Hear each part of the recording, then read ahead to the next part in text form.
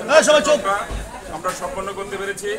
সেই কারণে আমি আমাদের বাউশিয়া এলাকার জনসাধারণকে, বিশেষ করে অত্র এলাকার অভিভাবক স্কুলে তাদেরকে আমি ধন্যবাদ এবং কৃতজ্ঞতা প্রকাশ করছি। সেই সাথে আমার সাংবাদিক বন্ধুরা আমাকে বিভিন্নভাবে সহযোগিতা করেছেন, সেজন্য আমি তাদেরকে ধন্যবাদ এবং কৃতজ্ঞতা প্রকাশ করছি।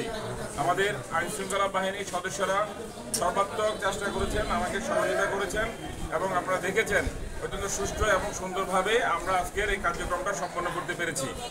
যেহেতু সরকারের বিধিবিধান 4 জন অভিভাবক নির্বাচিত করার, সুষ্ঠুভাবে যে নির্বাচন কার্যক্রমটা আমরা সকাল থেকে বিকাল পর্যন্ত শেষ করলাম, ফলাফল যেটা আসবে 8 জনের মধ্যে 4 জনকে আমাদেরকে নির্বাচিত ঘোষণা করতে হবে।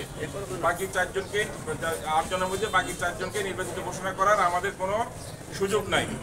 তো গভর্নমেন্টের বিধিবিধান অনুযায়ী আজকে যে ফলাফল, জনাব এমদাদুল হক উনি পেয়েছেন 293 ভোট, জনাব জাহাঙ্গীর আলম পেয়েছেন 51 ভোট, মনিরুল ইসলাম খান পেয়েছেন 151 ভোট, মোহাম্মদ শেখ ফরিদ নয়ন পেয়েছেন 234 ভোট, মোহাম্মদ আবুল কালাম পেয়েছেন 83 ভোট, মোহাম্মদ জসিমউদ্দিন পেয়েছেন 163 ভোট, সেলিম মিয়া পেয়েছেন 329 ভোট, আব্দুল রশিদ পেয়েছেন 210 ভোট।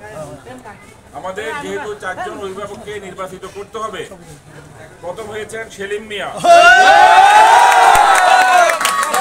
পেয়েছেন 329 ভোট।